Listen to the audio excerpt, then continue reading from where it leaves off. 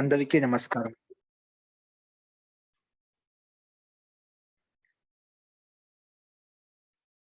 అథ మంత్రపాఠः.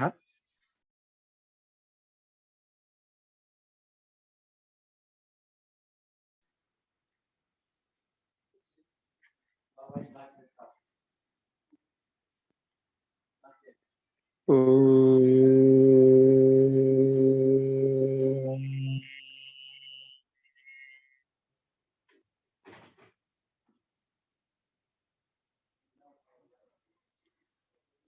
సహనావవతు సహనౌ భునక్తు సహ వీర్యం కరవావహై తేజస్వినావదీతమస్తు మా విద్విషావహై. ఓం శాంతి శాంతి శాంతి.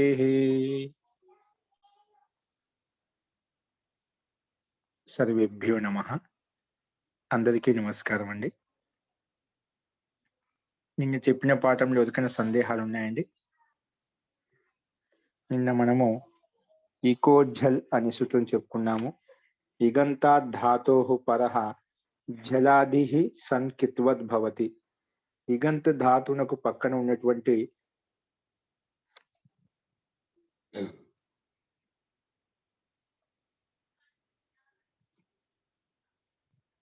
ఇగంత ధాతునకు పక్కన ఉన్నటువంటి జలాది సన్ ఏదైతే ఉందో అది కిత్వత్ అవుతుందని చెప్పుకున్నాము. కాబట్టి దానికి సంబంధించిన ఎగ్జాంపుల్ చిచీషతి, తుష్టు సతి ఆ రెండు చూసాము. అలాగే చికీర్షతి, జిహీర్షతి మనం ముందు చెప్పుకున్నాము. అవి వచ్చే ఇదే విధంగా ఉంటాయని చెప్పుకున్నాము. ఇందులో ఎవరికైనా సందేహం అంటే చెప్పండి. ఇవి ఈ నీరజ గారు, నిర్మల గారు రాశారు, అలాగే శోభనాథ్ గారు రాస్తూ ఉంటారు.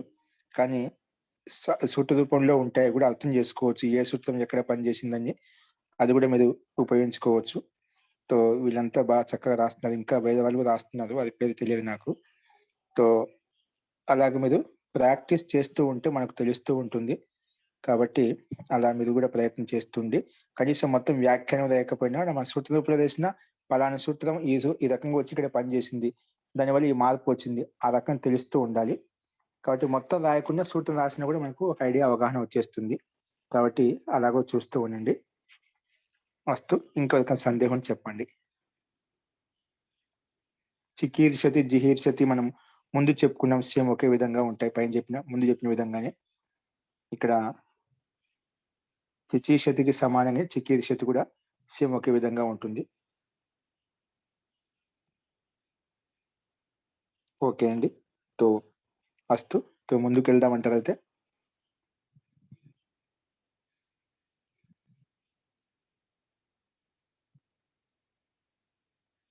ఓకే అండి.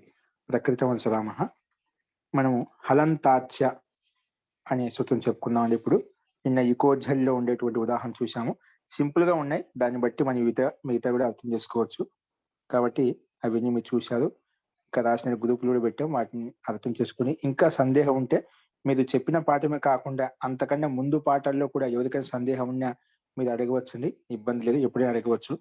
ఇప్పుడు చెప్పే పాఠం కదా, ముందు చెప్పిన పాటలు ఎందుకు అడగాలి అనుకోవద్దు. ఎటువంటి పాఠం ఎక్కడ మీకు సందేహం వచ్చినా, మీకు ఎప్పుడు సందేహం వచ్చినా అడుగుతూ ఉండండి. అది మనసులో అలాగే పెట్టుకోవద్దు. మీకు ఎప్పుడు సందేహం వస్తే సందేహం అప్పుడు నివారించుకోవాలి. అది అలాగే ఉంటే దానికి సంబంధించినటువంటి చాలా రూపాలు మనకు అర్థం కావన్నమాట. చిన్నదైనా పెద్దదైనా సమస్య ఎటువంటిదైనా కూడా అడగడం మనకు రావాలి. సమూహంగా కావచ్చు, వ్యక్తిగతంగా కావచ్చు, అర్థం చేసుకుంటూ ముందుకు వెళ్ళండి.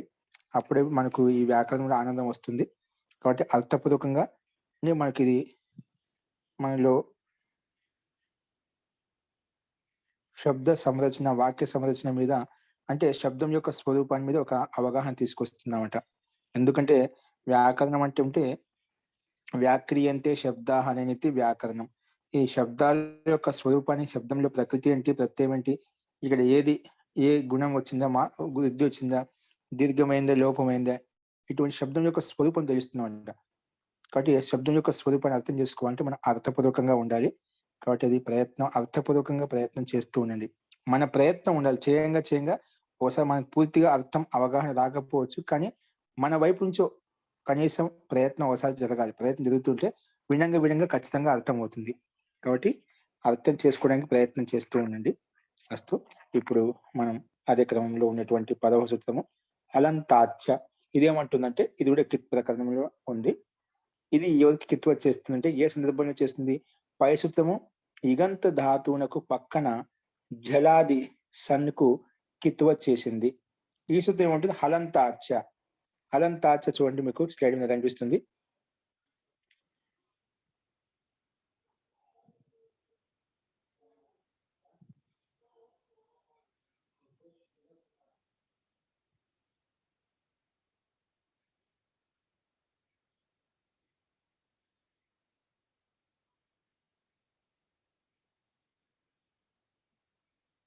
హలంతాచ్ ఏమంటుందంటే హలంతాత్ పంచమి విభక్తి ఏకవచనం. ఏంటండి? హలంతాత్ అనేది పంచమి విభక్తి ఏకవచనం. చ అనేది అవ్యయ పదం. పుస్తకాలు మీ దగ్గర ఉన్నాయి, పుస్తకాలు దగ్గర పెట్టుకోండి. హలంతాత్ అంటే పంచమి విభక్తి. మహోదయ స్క్రీన్ రాలేదు. స్క్రీన్ రాలేదండి? లేదు, వచ్చింది గురుగారు. మీరు ఒక్క మాట లాగౌట్ అయ్యి లాగిన్ అవ్వండి మేడం. వచ్చిందండి, నాకు కూడా వచ్చిందండి.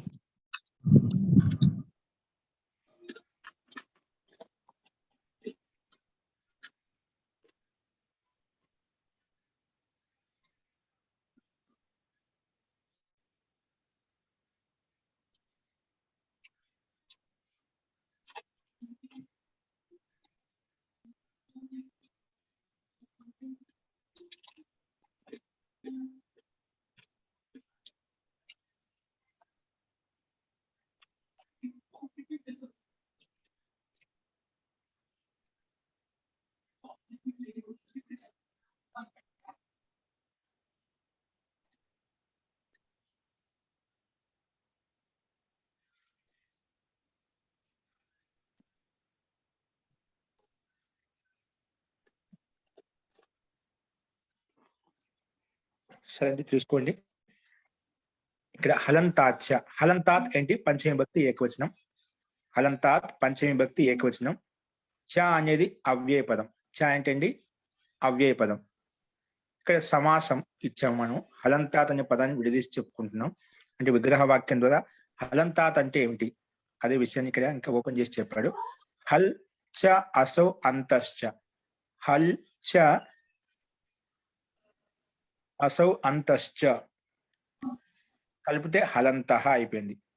హల్ చ అసౌ అంతశ్చ హలంతః. తస్మాత్ హలంతాత్. ఇది కర్మధార తత్పురుష సమాసం. హల్ చ అసౌ అంత అంటే హల్ అదే, అంతిమంలో ఉండేది కూడా అదే అనమాట. దీన్ని కర్మధార సమాసం అంటాం. హల్లు వేరు, అంతం అనేది వేరు అని కాదు. అంటే హల్లు అంటే హల్ వర్ణం అంతిమంలో ఉంది, ఏదానికి ఎత్తదని హలంతం అంటాం. ఇప్పుడు అజంతం పైన చెప్పుకున్నాం ఇగంతా ధాతో అని. అంటే ఇక్ ప్రత్యయం అంతిమంలో ఉంది, ఏ దానికి ఎత్తదని ఇగంతం. ఇగంటే ఇక్ ప్రత్యాహారం చేసుకోవాలి. అంటే ఈ ఊ రు లిరు ఈ ఇక్ ప్రత్యాహారంలో 4 వర్ణాలు వచ్చాయి. అలాగే హలంతంలో కూడా 4 వర్ణాలు వచ్చాయన్నమాట. సారీ 4 అంటున్నాను.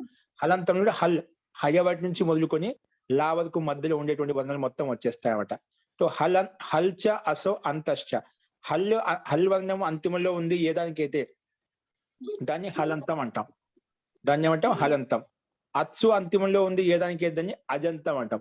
ఒకవేళ అచ్చులు ఆ నుంచి అమ్మహ వరకు ఉండేటువంటి వర్ణాల నుంచి ఏదో ఒక వర్ణం అంతిమంలో ఉందనుకోండి, ఏ దానికి అంతిమంలో, అది ధాతువునకు కావచ్చు, ప్రత్యయానికి కావచ్చు, ఏ దానికైనా సరే, ఏ దానికైతే అంతిమంలో దాన్ని అజంతం. అచ్చు ప్రత్యయం అంతిమంలో ఉంటే అజంతం అంటాం. హల్ ప్రత్యయం అంతిమంలో ఉంటే హల్ అంటే వ్యంజనం. వ్యంజన వర్ణం లేదా హల్ వర్ణం అంతిమంలో ఉంటే హల్ అన్న వ్యంజనం అనే రెండు ఒకటే. హల్ వర్ణం అంతిమంలో ఉంటే దాన్ని హలంతం అంటాము. అది చెప్పాడు. హల్ చ అసో అంటే హల్ అంటే హల్ ప్రత్యాహారంలో ఉండే వర్ణాలు అంతిమంలో ఉన్నాయి ఏ దానికైతే దాన్ని హలంతం అంటాము. ఓకే. సో ఇక్కడ హలంతం అంటే ఆ రకంగా అర్థం చేసుకోవాలి. అందుకే హల్ చ అసౌ అంత. హల్ అదే, అంతం అని కూడా అదే అనమాట. హలంత. తస్మాత్ హలంతాత్.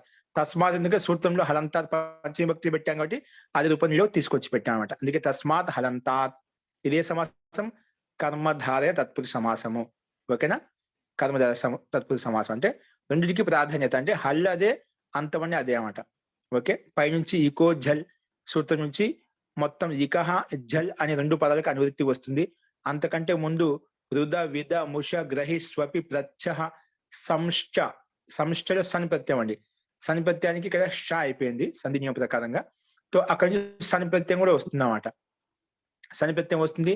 అంతకంటే ముందు సూత్రము ఏది కిత్ కూడా వస్తుంది. కిత్ అసంయోగ లిటి కిత్ నుంచి కిత్ ప్రత్యయం కూడా అనువృత్తి వస్తున్నాడు. ఈ రకంగా ఇకహ అనే పదానికి, జల్ అనే పదానికి, సన్ ప్రత్యయానికి, కిత్ అనే ఈ పదాలకి, ఈ 4 పదాలకు అనువృత్తి వస్తుందన్నమాట.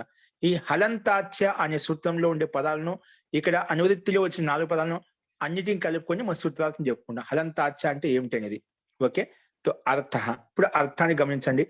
అర్థం ఏంటి అనేది హలంతం తెలిసిపోయిందిగా. హల్ వర్ణము అంతిమంలో ఉంది. ఏ దానికైతే, ఏ ధాతువుకైతే, ఏ ప్రత్యయానికి అయితే, ఎక్కడ ఏదైనా కానీ హల్ వర్ణం అంతిమంలో ఉంటుందని హలంతం అంటాము. హల్ వర్ణం అంతిమంలో ఉంటుందని ఏమంటాము? హలంతం అంటాము. చూడండి దాని అర్థం ఏంటి, పైన చూడండి. హలంతాచ్యాకి సూత్రార్థము ఇకహ సమీపో యో హల్. ఏంటండి? ఇకహ సమీపో యో హల్ తస్మాత్ పరో జలాది సంకిత్వద్ భవతి. ఇకహ సమీపో యో హల్. ఇక్కి అంటే ఇక్ ప్రత్యాహానికి సమీపంగా అంటే దగ్గరగా, యో హల్ ఏదైతే హల్ వర్ణం ఉందో అటువంటి హల్ వర్ణానికి పక్కన, తస్మాత్ అటువంటి హల్ వర్ణానికి పక్కన, తస్మాత్ పరహ అంటే హల్ వర్ణానికి పక్కన, జలాది సన్ అంటే జల్ ప్రత్యాహంలో ఉన్నటువంటి సన్ ప్రత్యయం ఏదైతే ఉందో అది కిత్వత్ అవుతుంది. అది అవుతుందా? కిత్వత్ అవుతుంది. అంత శబ్దో అత్ర సమీపవాచి. సూత్రంలో హలంతాచ ఉంది కదా, అంత అంటే సమీపవాచ, దగ్గర అనే అర్థాన్ని చెప్పడం కోసం వచ్చింది ఇక్కడ అంత శబ్దం. సూత్రంలో హలంత అంత శబ్దం కనిపిస్తుంది కదా. అంత శబ్దం యొక్క తాత్పర్యం అంటే ఏమిటి? అంత శబ్దో అత్ర కిం సమీపవాచి అంటే దగ్గర అనే అర్థాన్ని సంబోధిస్తుంది. దగ్గర అనే అర్థాన్ని సూచించడం కోసం ఇక్కడ అంత శబ్దాన్ని మనం తీసుకున్నాము. ఓకే, సో ఇది దీని యొక్క అర్థం. ఏం చెప్పాను? ఇక్ ప్రత్యాహారం. ఇక్ అంటే ఏమొస్తాయి? ఈ ఉ రు లు. పైన ఇకో జల్లు ఇక్కు ఉంది కదా, అది ఇది రెండు ఒకటే. అంటే ఇక్ ప్రత్యాహారంలో ఉన్నటువంటి వర్ణాలకు దగ్గరగా, అంటే ఇక్కు ప్రత్యాహారంలో ఉన్నటువంటి ఇక్కే దగ్గరగా ఉన్నటువంటి హల్, అంటే ఇక్కు ప్రత్యాహారానికి దగ్గరగా ఉన్నటువంటి హల్ వర్ణం ఏదైతే ఉందో అటువంటి హల్ వర్ణానికి పక్కన జలాది సన్నుకు కిత్వత్ అవుతుంది. ఏంటి? జలాది సన్ ఏదైతే ఉందో పక్కన దాన్ని కిత్వత్ చేస్తుందన్నమాట. ఇక్కడ అంత శబ్దం సమీపవాచి అంటే దగ్గర అనే అర్థం చెప్తుంది. ఇంకా ఇది అవయవాచి కాదు, ఇది సమీపవాచి. అవయవం అనుకోకుండా దగ్గర అనే అర్థాన్ని ఇది మాత్రం తీసుకోవాలి. అవయవం అంటే ఒక భాగము, ఒక అవయవం కింద అవయవాచి కాకుండా ఇది సమీపవాచి అంటే దగ్గర అనే అర్థంలో మనం తీసుకోవాలి, తాత్పర్యం తీసుకోవాలి. ఓకే, సో ఇక్ ప్రత్యాహారానికి సమీపంగా ఉన్నటువంటి ఏదైతే హల్ వర్ణం ఉందో, ఇక్ ప్రత్యాహారానికి దగ్గరగా ఉన్నటువంటి ఏదైతే హల్ వర్ణం ఉందో అటువంటి హల్ వర్ణానికి పక్కన ఉండే జలాది సన్ను మన సన్ ప్రత్యయం తీసుకొస్తామండి ఈ సూత్రం ప్రకారంగా. అటువంటి సన్ ప్రత్యయానికి ఇది కిత్వత్ చేస్తుంది. ఏం చేస్తుంది? కిత్వత్ చేస్తుంది అన్నమాట. అంటే ధాతోః కర్మణః సమాన కర్తృక ఛాయాం వా మనం పైన తీసుకునేదా ఆ సన్ ప్రత్యయానికి ఇది ఈ సూత్రం వచ్చి కిత్వత్ చేసింది అన్నమాట. అది ఎక్కడ ఏ విధంగా అనేది ఇప్పుడు మనం ఉదాహరణ చూస్తే స్పష్టమవుతుంది. కాబట్టి ఉదాహరణ గమనించండి. బిభిత్సతి బుభుత్సతే. ఒకటి పరస్మ పదం ఇచ్చాడు, ఒకటి ఆత్మ పదంలో ఇక్కడ ఉదాహరణ కనిపిస్తుంది మనకు. బిభిత్సతి బుభుత్సతే ఇవి 2 ఉదాహరణలు. ముందుగా బిభిత్సతే అనేది రూపం సిద్ధి ఎలా అనేది మనం గమనిద్దాం. పరిశిష్టను చూడండి. మీ దగ్గర అందరి దగ్గర పుస్తకాలు ఉన్నాయి, పుస్తకాన్ని ఒకసారి ఓపెన్ చేయండి.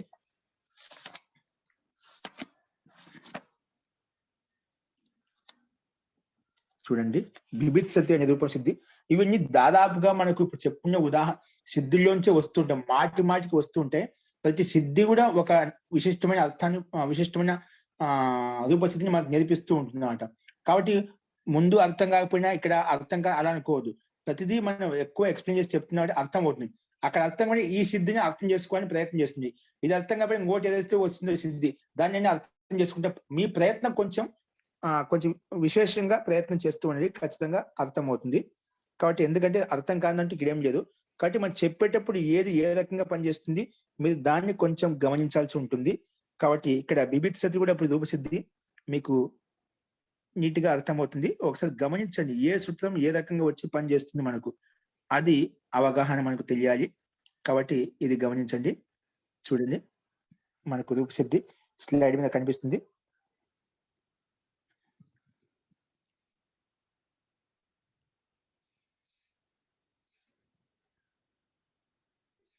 ఇక్కడ హలంతాక్షకి ఉదాహరణ చెప్పాను. బిభిత్సతి, బిభిత్సతి ఇది మనకు రూపసిద్ధి. అంటే దీని అర్థం ఏంటి? తోడనా చాహతా హై అంటే విదగొట్టడానికి ఇష్టపడుతున్నాడు, విదగొట్టడానికి అంటే పగలగొట్టడానికి ఇష్టపడుతున్నాడు. అది ఏదైనా కావచ్చు, అది విదగొట్టడానికి పగలగొట్టడానికి ఇష్టపడే వాడిని బిభిత్సతి అంటాం. ఇది పరస్మయ పదం. ఓకే, ఈ బిభిత్సతి రూపం ఎలా తయారైంది అంటే స్లైడ్ మీద నీట్గా చూడండి, ఇక్కడ నీట్గా కనిపిస్తుంది. ధాతు ఏం తీసుకున్నామంటే ఈ శబ్దాన్ని తయారు చేయాలంటే బిభిత్సతి. ఈ శబ్దంలో ఎన్ని ఉన్నాయి? 4 వర్ణాలు ఉన్నాయి ముఖ్యంగా. ఆ 4 వర్ణాలు ఎలా వచ్చాయి, ఏ రకంగా వచ్చాయి? ఈ 4 వర్ణాల్లో ఉన్నటువంటి ప్రత్యయం ఏంటి, ధాతువు ఏంటి, దీంట్లో ఏది ఏ రకంగా మారింది? దీంట్లో ధాతువు ఏంటి, ప్రత్యయం గుర్తించాలి. ధాతు యొక్క అర్థం భిన్నంగా ఉంటుంది, ప్రత్యయం యొక్క అర్థం భిన్నంగా ఉంటుంది. ధాతు యొక్క అర్థాన్ని ప్రత్యయం యొక్క అర్థాన్ని గమనించినప్పుడు ఈ సూత్రం యొక్క అర్థం అయితే మనకు బయటకు వస్తుంది అన్నమాట. కాబట్టి ఇప్పుడు మన లక్ష్యం బిభిత్సతి అనే రూపసిద్ధిని తయారు చేయాలి. ఈ రూపసిద్ధిని తయారు చేయాలంటే బిదిరి ధాతు తీసుకోవాలి. పక్కన కనిపిస్తుందా? బిదిరి విధారనే. విధాన్ని విదగొట్టడం, పగలగొట్టడం అంటే ముక్కలు ముక్కలు చేయడం అనే అర్థంలో ఈ ధాతు ఉన్నది. బిదిరి విధారణ అని ఇక్కడ ఇవ్వలేదు. విధారణ అంటే పగలగొట్టడం, విదగొట్టడం అలాంటి అర్థంలో భిన్న భిన్నం చేయడం అర్థంలో ఈ ధాతు ఉంది. సరే, మూల ధాతు తీసుకుని బిదిరి ధాతు. ఓకేనా? బిదిరి ధాతు. ధాతు రాగానే ముందుగా ధాతునకు ధాతు అని పేరు పెట్టేది తెలుసు కదా. భూవాదయో ధాతవః అనే సూత్రం ప్రకారంగా ధాతు సంజ్ఞని పేరు పెట్టేస్తాం. అనే సూత్రం ధాతు బిదిరి ఇచ్చేసి ధాతు సంజ్ఞ భవతి. ధాతు సంజ్ఞని పేరు పెట్టగా వెంటనే ధాతులు అనుబంధ లోపం అంటే అనుబంధ లోపం చేసుకోవాలి. అందుకే అనుబంధ లోపం అవుతుంది. ధాతు అనుబంధ లోప. ధాతుకు అనుబంధ లోపం ఎలా అవుతుంది? తో ఇందులో బిదిరిలో ఉండే రకాలకి హలంత్యం. హలంత్యం అవుతుందా? ఇది ఉపదేశ ఉపదేశ అజన్యాసికి ఇకారానికి రకారానికి హలంత్యం తోటి ఇత్ సంజయ్ పేరు పెట్టేస్తాం. ఇత్ అని పేరు పెట్టగానే తస్లోప లోపహతుడి లోపం చేసేస్తాం. ఓకేనా? సో లోపం చేసాం. లోపం చేయగానే ఏమవుతుందండి? బిద్దు మిగులుతుంది అన్నమాట. ఏం మిగులుతుంది? బిద్దు మిగిలింది. ఓకేనా? సో బిద్ ధాతు మిగులుతానే మళ్ళా తెలుసుదా మనకు తోడినా చాతా హై అంటే పగలగొట్టే ఇష్టపడుతున్నాడు. సో ఇష్టపడుతున్న ఇష్ట అనే అర్థంలో మనం ప్రత్యయం తెచ్చుకోవాలి. ఇష్టపడే అర్థంలో ఏ ప్రత్యయం ఉంది? ధాతోః కర్మణః సమాన కర్తృక ఇచ్ఛాయమ. పగలగొట్టిన ఒకరు చెప్తే ఇష్టపడడం లేదు, స్వతహా దీన్ని పగలగొట్టడానికి ఇష్టపడుతున్నామట. అయితే సమానకర్త అలాంటి అర్థం ఉంటేనే సమానకర్త ఉండాలి. ఇష్టపడే వ్యక్తి అతనే పగలగొట్టడానికి ఇష్టపడుతున్నాడు, ఎవరో చెప్పాయని పగలగొట్టడం లేదంట, అప్పుడు సమానకర్త కాదు. ఇష్టం ఎదుకో ఉంది, పనిచేసే వ్యక్తి ఇంకొకడు. అటువంటి సందర్భంలో సమానకర్త ఉన్నప్పుడే అలాంటి ఇష్టమైన అర్థంలో ఈ ధాతువు చేత సనిప్రత్యయం వస్తుంది. ధాతువు చేత సమానకర్తృక సమానకర్త ఉన్నప్పుడు ఇచ్ఛాయాం అర్థే ఇచ్ఛాయాం ధాతోః కర్మణః సమానకర్తృక ఇచ్ఛాయాం వా. ఇచ్ఛాయాం అంటే ఇచ్ఛా అర్థంలో ధాతు సనిప్రత్యయం వస్తుంది. కాబట్టి ఇక్కడ ఇచ్ఛార్థం కాబట్టి ఇచ్ఛార్థంలో సనిప్రత్యయం వచ్చింది. చెప్తే ప్రత్యయాలు ఎప్పుడు వచ్చినా ఏదో ఒక అర్థాన్ని వెంట పెట్టుకొని వస్తాయి. ఇక్కడ ఇష్టపడే అర్థంలో సనిప్రత్యయం తీసుకొచ్చాం. అందుకే బిద్ సన్. సో సన్ రాగానే మళ్ళీ ఏం చేస్తాం? అనుబంధంలో ఓపెన్ చేసేసుకుంటాం. అనుబంధంలో ఎలా అవుతుంది? హలంత్యం తస్య లోపః అదిస్నం లోపః. నా కాలం వెళ్ళిపోయింది, సా మిగిలింది. బిద్ సా. ఈ సా అనేది సన్ అనేది ఆర్ధాతుకమా సార్ధాతుకమా? ఆర్ధధాతుకానికి పేరు పెట్టేది ఎవరు? ఆర్ధధాతుకానికి ఆర్ధధాతుకం పేరు పెట్టే సూత్రం ఎవరు? ఆర్ధధాతుకం శేషః.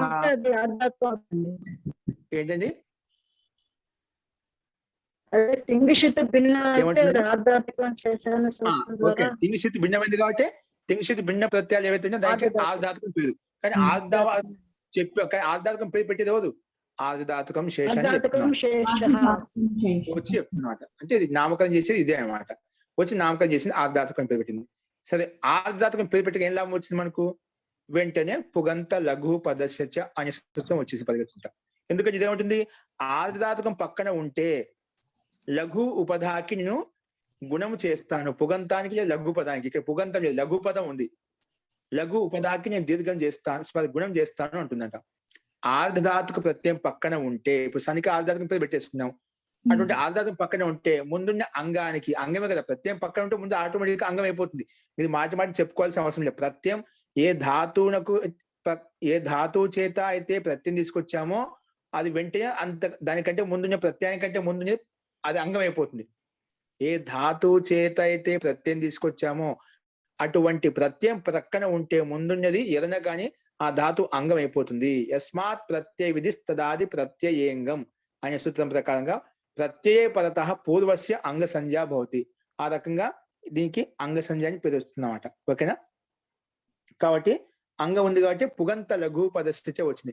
ఆర్ధధాతుక ప్రత్యయ పరతః అంగస్య లఘు ఉపదస్య చ దీర్ఘో గుణో భవతి. అంగ సంఘంలో లఘు ఉపధాకి గుణం అవుతుంది అంటుంది.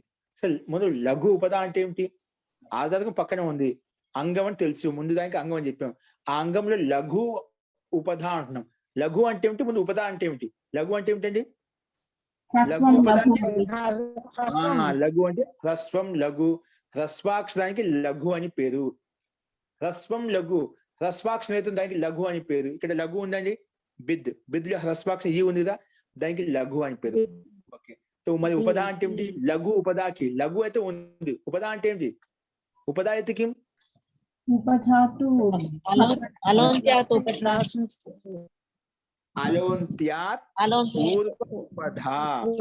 అలోంత్యాత్ పూర్వ ఉపధ అంటే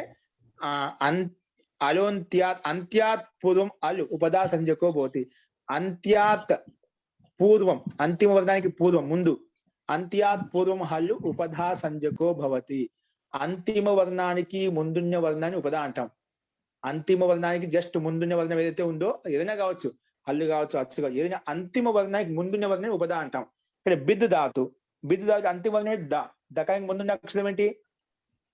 ఈ కదా, ఈ ఆ ఈ ఎట్లా ఉండాలంట? ఉపధ లఘు ఉపధ ఉండాలంట. ఒకసారి దీనికి ఉండే ఉపధ అయితే ఉంది, ఉపధాలో ఈ ఉండాలని రూల్ ఏం లేదన్నమాట. కానీ ఈ సూత్రం ఏం చెప్పింది? ఉపధ ఉండాలి. ఆ ఉపధ ఎలా ఉండాలి? లఘు ఉపధ ఉండాలి. విశేషణం చెప్పింది అన్నమాట. లఘు ఉపధ ఉంటేనే ఇది గుణం చేస్తా ఉంటుంది. కాబట్టి ఆర్ధాతుకం పక్కన ఉంది, లఘు ఉపధ కూడా ఉంది, ఉపధ లఘు అక్షరం కూడా ఉంది, కాబట్టి గుణం చేస్తాను అని ప్రాప్తమైంది. కానీ ఇప్పుడే మన హలంతాచ్య అనే సూత్రం వస్తుందన్నమాట. ఏమంటుంది హలంతాచ్య వచ్చి? ఏమంటుంది? ఇకహ సమీపో యో హల్. ఇక సమీపం ఉంది ఇక్కడ, ఇక్క ఎక్కడ ఉంది? ఇక్కడ బిద్ ధాతు ఇక్కుందా? బిద్దులో ఈ కదా, బిద్దులో ఈ ఉంది. ఇక్కు వర్ణం అంటే ఇక్కు ప్రత్యాహారం ఉండే వర్ణం. ఇక్కు అంటే ఏమొస్తాయి? ఇక్కు ప్రత్యాహారంలో ఈ, ఊ, రు, లు, ఇవి ఇక్కు ప్రత్యాహారంలో వచ్చే వర్ణాలు. ఈ ఓకేనా? ఈ ఇక్కు ప్రత్యాహారానికి ఇకహ సమీపో యో హల్. ఇక్కు కంటే ఇక్కు వర్ణానికి, ఇక్కు ప్రత్యాహారం ఉండే వర్ణాలకి సమీపంగా దగ్గరగా ఏదైతే హల్ వర్ణం ఉందో, ఉంది ఇక్కడ. ఇకానికి దగ్గరగా ఏ వర్ణం ఉంది? దకారం ఉందండి. దకారం ఉంది. ఇక్కి సమీపంగా ఏదైతే హల్లు వర్ణం ఉందో, తస్మాత్ పరో, ఆ హల్లు వర్ణానికి పక్కన, తస్మాత్ ఆ దకారానికి పక్కన, తస్మాత్ దకారాత్ పరహ జలాది సన్. సన్ ఉంది ఇక్కడ, సన్ పెద్ద నేర్చుకున్నాం కదా, సన్నిక సామింద, ఆ సన్నికి కిత్తువ చేసింది అన్నమాట. ఉందా? ఇక్కి సమీపంగా ఉన్నటువంటి హల్లు వర్ణం ఏదైతే ఉందో అటువంటి హల్లు వర్ణానికి పక్కన జలాది సన్ను ఉంటే, జలాది ఎందుకంటున్నాం? ఒక్కోసారి ఇటు తీసుకొచ్చి అజాది సన్ను అయిపోతుంది, జలాది సన్ను కాదు. అచ్చు తీసుకొచ్చినాం అనుకో, అంటే ఇటు ఆగమ తీసుకొచ్చినాం అనుకోండి, అజాది సన్ను అయిపోతుంది అన్నమాట. అందుకే జలాది సన్ ఉండాలి, అజాది సన్ను కాదు. జల్ అంటే జల్లు వర్ణం ఆదిలో ఉంది, అటువంటి సన్ ప్రత్యయం అంటే జల్ ప్రత్యయం సన్ను కూడా వస్తుంది అన్నమాట. అటువంటి జలాది సన్నుకు ఈ సూత్రం కిత్తువ చేసింది. హలంతాచ్య. హలంతాచ్య అర్థం స్పష్టమైంది. ఇప్పుడు ఇక్కడికి సమీపంగా ఉన్నటువంటి హల్ వర్ణం ఏదైతే ఉందో అటువంటి హల్ వర్ణానికి పక్కన సన్ ఉంటే ఆ సన్నుకి కిత్వత్ చేస్తుంది. కిత్వత్ లేదు, కిత్వత్ చేసుకున్నాం ప్రయోజన సిద్ధి కోసం, ఇష్ట సిద్ధి కోసం చేసుకోవాల్సి వచ్చిందన్నమాట. మనం చేసుకోలేదనుకోండి అనిష్ట సిద్ధి సిద్ధిస్తుందన్నమాట. మనం నిలబెట్టుకుపోయినాం అనుకోండి, ఈ రకంగా వచ్చి అనిష్ట రూపం సిద్ధిస్తుందన్నమాట. కానీ అనిష్ట సిద్ధిని తొలగించుకోవడం కోసం, ఇష్ట సిద్ధిని సాధించడం కోసం, ఇష్ట సిద్ధిని తయారు చేసుకోవడం కోసము మనం ఇక్కడ ఈ సూత్రం ప్రకారంగా ఖచ్చితంగా కిత్వత్ చేసుకోవాలి. కిత్వత్ ఎందుకు చేసుకున్నాం? కిత్వత్ చేయడం వలన పుగంత లఘు పదస్యచ అనే సూత్రం ప్రకారం గుణం ప్రాప్తం అవుతుంది కదా. ఇది కిత్వత్ చేయడం వలన వెంటనే నువ్వు పుగంత లఘు పదస్యచ వచ్చి గుణం చేస్తా అంటుంటే కింగితిచ అనే సూత్రం వచ్చి నిషేధిస్తుంది. ఎందుకు నిషేధిస్తుంది? ఇది కిత్ నిమిత్తకో యో గుణవృద్ధి ప్రాప్నుత తే నా భవత. కిత్ ప్రత్యయాన్ని నిమిత్తం చేసుకొని నువ్వు ఏదైతే గుణం ప్రాప్తం అవుతుందో ఆ గుణము కాదు అని చెప్పింది. ఇప్పుడు మనకు పుగంత లఘు పదస్యచ అనే సూత్రం వచ్చేసి లఘు పద గుణం చేయాలంటే నిమిత్తం ఎవరు ఉండాలి? పక్కన ఆర్ధధాతుక ప్రత్యయం పక్కన ఉంటేనే అని చెప్తున్నమాట. పుగంత లఘు పదస్య ఏముంటుంది? ఆర్ధధాతుక ప్రత్యయం ఆర్ధధాతుక ప్రత్యయ పరత పూర్వస్య లఘు ఉపదాయా లఘు ఉపదాయా గుణో భవతి అంటుంది. లఘు ఉపదాకి గుణం అవుతుంది అంటున్నాం. కానీ ఆ లఘు ఉపదాకి గుణము కావాలి అంటే పక్కనే ఉండాలి ఖచ్చితంగా ఆర్ధధాతుకం అనివార్యంగా ఉండాలి. అంటే ఆర్ధధాతుక ప్రత్యయం నిమిత్తంగా ఉందన్నమాట. కానీ అటువంటి ఆ ఆర్ధధాతుకానికే మన హలంతాచ్య అనే సూత్రం వచ్చేసి కిత్వత్ చేసిందన్నమాట. కాబట్టి నువ్వు అటువంటి కిత్ అయినటువంటి ఆర్ధాతుక ప్రత్యయాన్ని నిమిత్తం చేసుకొని నువ్వు అంగానికి లఘు ఉపదాకి గుణం చేస్తా అంటే అది గుణము కాదు అని చెప్పి నిషేధించినమాట. ఏ ప్రత్యాయంలో అయితే కిత్వత్ చేశామో కిత్ చేసాము లేదా కిత్వత్ చేసుకున్నాం లేకపోయినా చేసాము అనుకో, అటువంటి దాన్ని నిమిత్తం చేసుకుని మళ్ళీ అంగంలో గుణం చేసుకుంటా అంటే ఆ గుణము రాదు అని చెప్పి నిషేధించినమాట. అందుకే గుణం కాలేదు. పుగంత లఘు పదశచ అనే సూత్రం చేసే గుణం ప్రాప్తం అవుతుందో బిద్దులో ఉండే ఈ గుణం ఏ ప్రాప్తం అవుతుంటే ఇది మన ప్రకృతి సూత్రం వచ్చేసి కిత్వత్ చేసుకోవడం వల్ల కింగితిచ అనే సూత్రం నిషేధించింది. ఇది సూత్రం యొక్క ముఖ్య ప్రయోజనం. కిత్వత్ చేసుకోవడం వల్ల కింగితిచ అనే సూత్రం వచ్చేసి పుగంత లఘు పదశచ అనే సూత్రం గుణం చేస్తా అంటే అది వద్దు అని చెప్పి నిషేధించింది. ఓకే, తో ఈ రకంగా నిషేధించబడింది. ఫస్ట్ ఏదో అడుగుతున్నారండి. అవునండి, హలంతాచ అనేది ఈ హల్ అంతంలో ఉన్నది అంటున్నారు. ఈ హల్ అంతంలో దేనికి చెప్తున్నాడు? సన్ ప్రత్యయానిక బిద్ కాదు, ఏది హలంతం అని చెప్తున్నాడు? హలంతం ధాతు. హలంతం ఎక్కడ ఉంది? ధాతులు చూసుకోవాలి. హల్ అంతిమంలో ఉంది. హల్ వలన ఏ దానికి అంతిమంలో ఉందండి? బిద్దులో దకారం బీకి అంతిమంలో ఉంది. అది ప్రత్యయం కదా, ప్రత్యయం వేరు ధాతు వేరు. అవునవును, ధాతులు చూసుకోవాలి. ధాతు బిద్దులో దకారం హలం. అది అంతిమంలో ఉంది. ఏ దానికి అంతిమంలో ఉంది? బీకి అంతిమంలో ఉంది. దీనికి స్వతంత్ర సత్తా ఉంది కదా, ఇంకా మనం కలుపుకోలేదు అనమాట. ఈ రెండు భిన్న భిన్నంగా ఉన్నాయి. బిద్ ధాతు వేరు, సన్ ప్రత్యయం వేరు. ఇంకా రూపసిద్ధి మనం సాధించాలి, సాధ్య కోటిలో ఉందన్నమాట. కాబట్టి ఈ హల్ వర్ణం అంతిమంలో ఉంది. ఏ దానికి అంతిమంలో ఉంది? బీకి అంతిమంలో ఉంది. హలంతం అని చెప్పి హల్ వర్ణం అంతిమంలో ఉంది ఏ దానికైతే దాన్ని హలంతం అంటాము. ఓకేనా? ఒకవేళ సాధించుకుంటే హలంతం అవుతుంది, అజంతం అవుతుంది. అప్పుడు సపోజ్ సాధించుకుందాం, అదే అంతం కాదు, హలంతం కాదు అది. సపోజ్ ఒకవేళ సనాద్యంత ధాతోహ ప్రకారంగా మొత్తానికి దాసంజ పెట్టేస్తాం అనుకోండి, అప్పుడు అది హలంతం అవుతుందా అజంతం అవుతుందా? ఒకవేళ సపోజ్ అనుకుందాం, ఇప్పుడు కాదు, నేను మామూలుగా అడుగుతున్నాను అర్థం చేసుకోవడం కోసం. ఇప్పుడు సనాద్యంత ధాతవ అనే సూత్రం ప్రకారంగా శని ప్రత్యయాన్ని కూడా కొత్తగా ధాతు చెప్పి పెట్టేసామన్నమాట. అప్పుడు ఇది మొత్తం బిద్ స అనేది హలంతమా అజంతమా?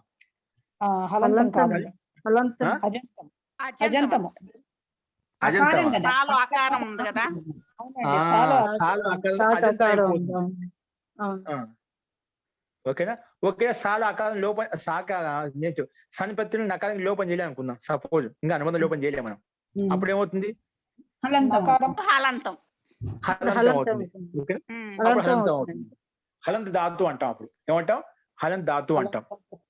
ఓకే, ధాతు తీసుకోకుండా ప్రత్యయం అనుకోండి, ప్రత్యయం తీసుకునే ఏ ప్రత్యయం? హలంత ప్రత్యయం. అనుబంధం లోపం చేస్తే అజంత ప్రత్యయం. ఒకే ప్రత్యయాన్ని దృష్టిలో పెట్టుకుని చేసుకుంటే అది అజంత ప్రత్యయం లేదా అజంత ప్రత్యయం అంటాం. ఓకేనా? మొత్తం సంపూర్ణంగా తీసుకున్నాం అనుకోండి, హలంత ధాతు లేదా అజంత ధాతు అంటాం. ఓకేనా? అర్థమైందా? ఇక్కడ ధాతులు చూసుకుంటాం. హల్ ప్రత్యయం హల్ వర్ణం అంతిమంలో ఉంది ఏ దానికి అయితే అంటే ఏ ధాతువుకి అయితే, ఏ వర్ణానికి అయితే. ఇక్కడ బీకి అంతిమంలో అందుకే బిద్దులో చూసుకుంటాం అంట. అందుకే అటువంటి హలంతం ఇక్కడ తీసుకోవాలి, దాన్ని హలంతం అంటాం. ఆ హలంతము ఎక్కడుంది? ఇకకి సమీపంగా ఉన్నటువంటి ఏదైతే హల్లు ఉందో అటువంటి హల్లు వర్ణానికి పక్కన సన్నుకి కిత్తువత్ చేసింది. ఓకేనా? కిత్తువత్ చేయడం వలన కింగితి సూత్రం వచ్చేసి నిషేధించింది. ఓకే, ఆ రకంగా మనం అర్థం చేసుకోవాలి. సో అది స్పష్టంగా మీకు అర్థమవుతుంది. సరే, కిత్తువత్ చేయడం వల్ల మన గుణం నిషేధం అయిపోయింది. ఇక్కడ ముఖ్య సూత్రం ప్రయోజనం ఏంటో మనం చూసామట. ఇప్పుడు మామూలుగా గుణం కాలేదు, మామూలుగా సని ప్రత్యయం కదా, సన్యంగు సని ప్రత్యయం ఉంటే అయిపోయావు, సంయోగం సిద్ధంగా ఉంటుంది. సని ప్రత్యయం పక్కన ఉంటుంది, ధాతుకు ద్విత్వం చేస్తాను సిద్ధంగా ఉంటుంది. సని ప్రత్యయం వచ్చిన ఆలస్యం, సని ప్రత్యయం వచ్చినా ఎంగి ప్రత్యయం వచ్చిన ఈ సూత్రం ఉంటుంది. సన్ని ఎంగి పదత, సన్ ఎంగి లేదు ఇక్కడ, సన్ ఉంది. సన్ని పదత ధాతు ద్వే భవత, ధాతువు రెండు చేస్తాను ద్వే భవత. ద్వే అంటే ధాతు ఏముంది? ఒకటి ఉంది, అదే బిద్ ఉంది. ఇంకోసారి బిద్ తీసుకొచ్చి బిద్ అయిపోయినా అంట. 2 సార్లు అవుతుంది కదా, బిద్ ఒకటి ఉంది, ఇంకోసారి పెడితే 2 అయిపోతుంది. బిద్ స. ఓకే, సంయంగో వచ్చేసి సన్ని పదత అంగస్య ద్వే భవత అంటే ధాతో ద్వే భవత. అంగంలో ఉంది బిద్ అంటే ధాతు ద్విత్వం చేసుకుంటే బిద్ స అయిపోయింది. సరే, బిద్ సా ద్విత్వం రాగానే ఏమవుతుంది? వెంటనే ఎవరు వస్తారు? ఏ సూత్రం వస్తుంది? ద్విత్వం చేయగానే పూర్వాభ్యాస సిద్ధంగా ఉంటుంది. పూర్వాభ్యాస వచ్చి సిద్ధంగా ఉంటుంది. నువ్వు ఎవరికైతే రెండు చేశావో, ఏ ధాతువుకి జీ ఓకే అండి, ఉత్తమం. ఏ రెండు చేసావో అందులో మొట్టమొదటికి అభ్యాసం నింపి పెడతాను. ఓకేనా? అందుకే బిద్దులో మొట్టమొదటికి అభ్యాసం నింపి పెట్టాం. అభ్యాసం నింపి పెట్టగానే మళ్ళీ వెంటనే హలాది శేషం సిద్ధంగా ఉంటుంది.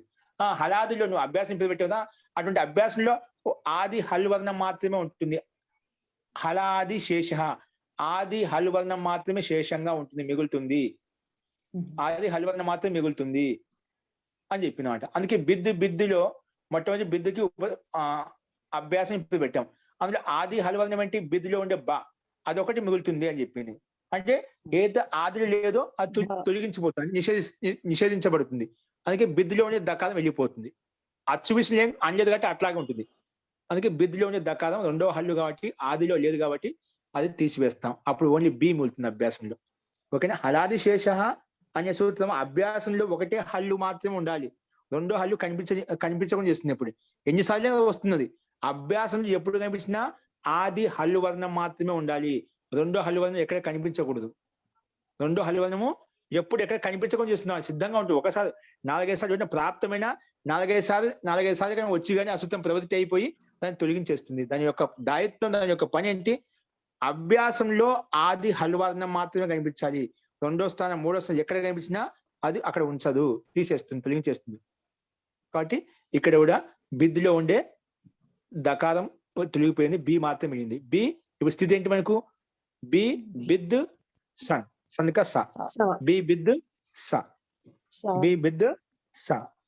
ఇప్పుడు ఈ సందర్భంలో మళ్ళీ ఏమవుతుంది? అభ్యాసే చర్చ ఏమవుతుందండి? అభ్యాసే చర్చ. అభ్యాసంలో బకారానికి చర్చ అనే సూత్రం ప్రకారంగా అభ్యాసంలో ఉండే వర్ణం ఏదైతే ఉందో దానికి జస్ అవుతుంది అంటుంది. అంటే జస్ రెండు ఉంటాయి అన్నమాట. రెండిట్లో మనకి జస్ అవుతుంది. ఇక్కడ ఏమవుతుంది? జస్ అంటే జస్ ప్రత్యాహారం. జస్ ప్రత్యాహారాలు ఉన్నాయి, జబ గడ ద, జబ గడ ద, జస్ బంధంలో వస్తాయంట. ఇక్కడ మనకు బిద్దులు ఏముంది? పవర్గం యొక్క అక్షరం ఉంది భా. బిద్దులో భీ అనే మహాప్రాణమే కదా, ఆ మహాప్రాణానికి జస్ లో ఉండే బకారం, సామాన్య బకారం వస్తుంది. అంటే ఎందుకంటే అది పవర్గం యొక్క అక్షరము, జబగడస్లో బావ పవర్గం యొక్క అక్షరమే కాబట్టి అల్ప ప్రాణం, ఇది అల్ప ప్రాణం, అది మహాప్రాణం. కానీ ఏదైనా వర్గాక్షరం కలిసింది కదా, అందుకే ఆ భావ భీలో ఉండే భా స్థానంలో ఇక్కడ ఈ సూత్రం ప్రకారంగా అభ్యాసే చర్చ అనే సూత్రం అభ్యాసే జస్ ఆదేశ భవతి. సో జస్ ఆదేశం అవుతుంది. జస్ ఏమవుతుంది? పవర్గం యొక్క అక్షరం భా స్థానంలో పవర్గం యొక్క అక్షరమే సామాన్య బకారం అల్ప ప్రాణం బా వస్తుందన్నమాట. దాంట్లో ఈ ఎలా ఉందో అలాగే ఉంటుంది, అందుకే బి అయిపోయింది. అంటే ఒత్తు భా మహాప్రాణ అక్షరం భా తీసివేసి అల్ప ప్రాణం అక్షరం సామాన్య బకారం పెట్టేసాం. ఈ ఎలాగైందో అలాగే ఉంటుంది. బి భిద్ సా అయిపోయింది. ఇప్పుడు బి భిద్ సా వెంటనే అంటే ఒత్తు భాకి సామాన్య బకారం చేశాం, అప్పుడు బి భిద్ సా అయిపోయింది. మళ్ళీ వెంటనే అలా చేయగానే బి భిద్ సా అలా వచ్చింది. ఇప్పుడు ఈ సందర్భంలో ఏమైపోయింది? ఖరిచ అనే సూత్రం ప్రాప్తమైంది. ఖరిచ, ఖరు ప్రత్యాహారం పక్కన ఉంటే, ఖరు ప్రత్యాహారం పక్కన ఉంటే ఏమవుతుంది? వెంటనే అది ఇక్కడ పద జలాంచర ఆదేశం ఇచ్చరి చేస్తుందండి. కరు ప్రత్యయ కరు వర్ణం పక్కన ఉంటే ముందున్న జల్లు వర్ణముల స్థానంలో చర్ ఆదేశం చేస్తుంది అన్నమాట. ఇక్కడ కరు ప్రత్యాహారం ఎక్కడ ఉంది? కర్ అంటే జల్ సని ప్రత్యయం ఉంది, జలాది సని ప్రత్యయం ఉంది కదా, అది సన్ అనేది కరు ప్రత్యాహారంలో వస్తుంది. సన్ ఎక్కడ వస్తుంది? కరు ప్రత్యాహారం వస్తుంది. కరు ప్రత్యాహారం సన్ అంటే సన్నిక సా ఇక్కడ ఉంది. ఖ ఫ చ ఠ థ చటతో కపై షా షా శా షా సర్ సా ఉంది కదా, సా ఉంది. ఓకేనా? కరు ప్రత్యాహారంలో షా సా సర్ అంటే కరు ప్రతి సా కూడా వస్తున్నాడు. అది కరి వర్ణం పక్కన ఉంటే ముందున్నే వర్ణానికి చర ఆదేశం అవుతుంది. చర ఆదేశం అవుతుంది. ముందు ఏముంది? దకారం ఉంది. దకారానికి ఏమో చరు చ ట త తా వస్తుందన్నమాట. చర ప్రత్యాహారంలో చ ట త తా ఉంది. తవర్గం యొక్క అక్షరం ఉందంట. ఎందుకంటే దా కూడా తవర్గం యొక్క అక్షరము, చ ట త అనేది ఇది కూడా తా అనేది తవర్గం యొక్క అక్షరం. కాబట్టి ఆ దకార స్థానంలో ముందున్న దకార స్థానం బిద్దులో ఉండే దా ఉంది కదా, ఆ దకార స్థానంలో తకారం వస్తుందన్నమాట. దకారము స్థానంలో తకారం వస్తుంది. ఎందుకంటే దకారం కూడా అల్పప్రాణమే, తకారం కూడా అల్పప్రాణమే. అది 3వ అక్షరం, ఇది 1వ అక్షరం. ఎందుకంటే చర్ ప్రత్యాహారం వస్తుంది చెప్పాం. ఖరిచ సూత్రం ప్రకారం ఖరి ప్రత్యయ జలాంచర ఆదేశో భవతి. చర్ ఏమొస్తుంది ఇక్కడ? చరు దకార స్థానంలో తకారమే వస్తుంది. అంటే బి భిద్, భిద్దులో దకార స్థానం వచ్చింది, తకారం వస్తుంది. అందుకే భిత్ అయిపోయింది. బి భిత్ సా, బి భిత్ సా. ఇక్కడ మన కింద స్థితి కనిపిస్తుంది చూడండి స్లైడ్ మీద.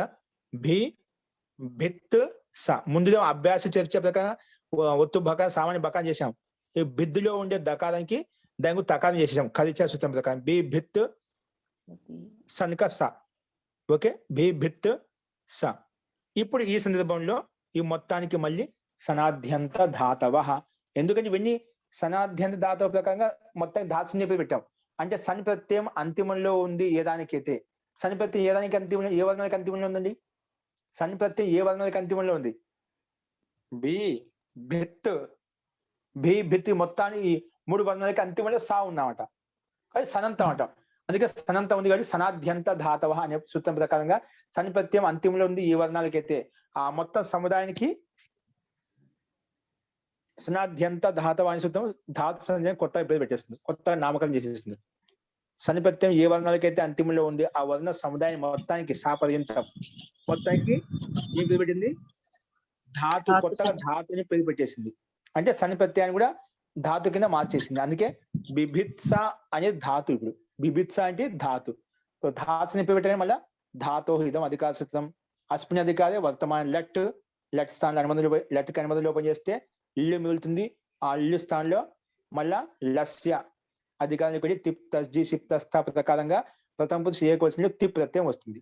ప్రథమ పురుష ఏకవచనంలో ఇల్లు స్థానంలో లకార పొల్లు స్థానంలో తిప్ వస్తుంది అన్నమాట. అప్పుడు బిభిత్స తిప్. తిప్పు రాగానే దానికి తింగ్ సిత్ సార్వధాతుకం ప్రకారం దానికి సార్వధాతుకం పేరు పెట్టేస్తాము. సార్వధాతుకం పేరు పెట్టగానే వెంటనే కర్తరి షప్ అనే సూత్రం కూడా వచ్చేసి కర్తరి షప్ అనే సూత్రం వచ్చేసి సార్వధాతుక ప్రత్యయం పక్క ఉంటే ఆ ధాతునకు తిప్ ప్రత్యయం మళ్ళీ షప్ వికరణ ప్రత్యయం షప్ వికరణ ప్రత్యయం తీసుకొస్తా అని చెప్పి మధ్యలో బిభిత్స అనే ధాతువుకి తిప్ ప్రత్యయానికి మధ్యలో షప్ అనే వికరణ ప్రత్యయం మధ్యలో వచ్చి కూర్చుందామంట. సో రాగానే బిభిత్స షప్పు, బిభిత్స షప్పు తిప్పు ఇక్కడ కనిపిస్తున్నాయి కింద స్లైడ్ మీద లాస్ట్ లో బిభిత్ సా షప్పు తిప్పు. ఓకేనా? సో 2 వచ్చాయి. ఇప్పుడు షప్పుకి తిప్పుకి అనుమతి లోపం చేద్దాం. తిప్పుకేమో పకారానికి హలంత్యం, అదేవిధంగా షప్పులో ఉండే పకారం కూడా హలంత్యం తోటి అనుమతి లోపం చేస్తాం. కాకపోతే షప్పులో ఉండే ఆది షకారానికి లషక్వత ద్వితీయ ప్రకారంగా ఆది షకారం కూడా ఇత్సంజయం పేరు పెట్టబడుతుంది. ఇత్సంజయం పేరు పెట్టగానే తస్య లోప అదర్శన లోప లోపం అవుతుంది. అప్పుడు షప్క కేవలం ఆ మిగులుతుంది, తిప్పుక కేవలం తి మిగులుతుంది. ఓకేనా? షప్క ఆ, తిప్పుక తి. అప్పుడు ఏమైంది? మొత్తం కలిపితే బిభిత్స ఆ తి, బిభిత్స ఆ తి. ఇప్పుడు బిభిత్సలో ఆ ఉంది, షప్క కూడా ఆ ఉంది, 2 అక్షరాలు ఉన్నాయి. ఇలా సందేహం చేయాలి అంటే ఒక తీసేయాలి. ఎలా తీసేస్తాం? అతో గుణే మనం ముందు చెప్పుకున్నాం. అతే గుణ అనే సూత్రం వచ్చేసి పరరూపం ఏకాదేశో భవతి అని చెప్పింది. అంటే బిభిత్స సా సన్ ప్రత్యయంలో ఉండే ఆకారము షప్లో ఉండే ఆకారాన్ని కలిపేసింది. అప్పుడు సన్ ప్రత్యయం అవుతుంది, హలంతం అయిపోతుంది. హలంతం కాబట్టి ఈ షప్క అనేది మళ్ళీ సాల కలిసిపోతే బిభిత్సతి అనే రూపం మనకు సిద్ధిస్తుంది. ఓకేనా? ఈ రకంగా బిభిత్సతి అనే రూపం మనం తయారు చేసుకోవచ్చు.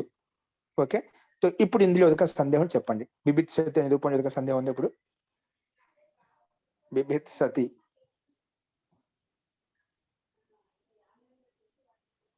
క్లారిటీ వచ్చేసిందండి? వచ్చిందండి. ఓకే అండి. సేమ్ ఇదే విధంగానే బుభుత్సతే, ఇక్కడ బుభుత్సతి ధాతు బుధ ధాతు తీసుకుంటాం. అక్కడ బిభిత్సతి ధాతుని తయారు చేయడం కోసము బిదిర్ ధాతు తీసుకున్నాము. ఇక్కడ బుభుత్సతే రెండో రూపం ఏంటి? బుభుత్సతే అనే రూపాన్ని తయారు చేయడం కోసము బుధ అవగమనే, బుధ ధాతు అవగమనం అంటే అర్థం చేసుకునే అర్థంలో ఉంది. బుధ ధాతు అవగమనం చేసుకోవడం అంటే అర్థం చేసుకోవడం అనే అర్థంలో ఈ ధాతు తీసుకున్నాం. బుధ అవగమనే, అవగమనే దాని యొక్క మీనింగ్ అంటే అర్థం చేసుకునే అర్థంలో బుధ ధాతు ఇచ్చాడు అనమాట. అంటే బుభుత్సత అంటే తెలుసుకోవడానికి ఇష్టపడుతున్నాడు, అవగమనం అంటే తెలుసుకోవడానికి ఇష్టపడటం. ఇప్పుడు అవగమనం అంటే తెలుసుకోవడానికి ఇష్టపడేవాడు, అంటే తెలుసుకోవడానికి ఇష్టపడుతున్నాడు, తెలుసుకోవడానికి ఇష్టపడుతున్నటువంటి వ్యక్తిని ఏమంటాము? బుభుత్సతే అంటాము. ఏంటి? బుభుత్స ఎవరి కోసం తెలుసుకోవడం? తనకే తాను తెలుసుకోవడం కోసము ప్రయత్నం చేస్తున్నాడు. అందుకే ఆత్మీయపదంలో తనకే తాను తెలుసుకోవడం కోసం ప్రయత్నం చేసినప్పుడు ఆత్మీయపదం. ఎందుకంటే ఏం తెలుసుకోవాలనుకుంటా తన సొంత క్రియా కలాపం కోసం ప్రయత్నం జరుగుతుందో అది స్వజ్ఞానం కొరకు ప్రయత్నం చేస్తున్నామట. అందుకే తెలుసుకోవడానికి ఇష్టపడుతున్నాడు. ఎవరి కోసం కాకుండా తనకే తాను తెలుసుకోవడం కోసం జిజ్ఞాస అతనిలో ఉంది అనమాట. ఆ జిజ్ఞాస ప్రకారంగా ఉంది కాబట్టి తనకే తాను కలుగుతుంది కాబట్టి ఆత్మీయపదం తీసుకున్నాడు ఇక్కడ. సరే, తో బుభుత్సతే బుధ అవగమన ధాతు చేత ఈ ధాతు ఈ శబ్ద రూపం తయారవుతుంది. తో తెలుసుకోవడానికి ఇష్టపడుతున్నాడు కాబట్టి ఈ రూపం ఎలా తయారవుతుందంటే బుధ అవగమన ధాతు చేత తయారవుతుంది. ఇది దివాదిగణం యొక్క ధాతు. ఇదేంటి? దివాదిగణం యొక్క ధాతు అంట. ఇది ఇంకోటి ఆ అంటే ఆత్మనేపదం అని అర్థం. ఆ అంటే ఏమిటి? ఆత్మనేపదం. కాబట్టి ఇక్కడ మనం ఆత్మనేపద పైన చెప్పిన విధంగా బిభిత్సతికి సమానంగానే ఉంటుంది. కేవలం ఇక్కడ ఆత్మనేపదంలో ప్రత్యయం తెచ్చుకుంటాం. పైన పరస్మ పదంలో తిప్ ప్రత్యయం తీసుకున్నాం. ప్రథమ పురుష ఏకవచనే తిప్ ప్రత్యయ భవతి అని చెప్పి తిప్ తెచ్చుకున్నాం. ఇక్కడ ఆత్మనేపదే ప్రథమ పురుష ఏకవచనే ఆత్మనేపదే అంటే ఆత్మనేపదంలో పరస్మే పద ఏకవచనే, పరస్మ పద ఏకవచనంలో తా ప్రత్యయం వస్తుంది చెప్పి చెప్తున్నమాట. అదే తేడా, విశిష్టమైంది. మిగిలిన ప్రక్రియతో ఒకే విధంగా ఉంటుంది. ఆయన ఒకసారి చెప్తాను, గమనించండి. ఇప్పుడు బుభుత్సతి మన లక్ష్యం ముందు పెట్టుకోండి. బుధ ధాతు తీసుకున్నాం. ఏ ధాతు? బుధ ధాతు. భూవాదయో ధాతవ అనే సూత్రం ప్రకారం ధాతు సంజ్ఞ పెట్టాము. ధాతు సంజ్ఞ పెట్టగానే ధాతుల అనుబంధ లోపం ఏముంది? ధాతో అనుబంధ లోప. ఏంది అనుబంధ లోపం? బుధ. ధాలో ఆ ఉంది కదా, ధాలో ఉండే ఆకారానికి ఉపదేశే అజనునాసిక ఇత్ అనే సూత్రం ప్రకారంగా ఇత్ సంజ్ఞ తస్య లోప అదస్య లోపం చేసేస్తాము. అప్పుడు ఏమవుతుంది? బుద్ధు అయిపోతుంది. బుద్ధు అయిపోయింది. ఇప్పుడు మళ్ళీ ఇచ్ఛాత్మికుడా తెలుసుకోవడానికి ఇష్టపడుతున్నాడు. ఇష్టపడే అర్థం కదా, ఇష్టపడే అర్థం ఉంటే అయిపోయా. ధాతు కర్మణ సమాన కర్తృకాది ఇచ్ఛాయాం వా అనే సూత్రం వచ్చేసి ఇచ్ఛార్థంలో సన్ ప్రత్యయం వస్తుందని చెప్పి చెప్పింది.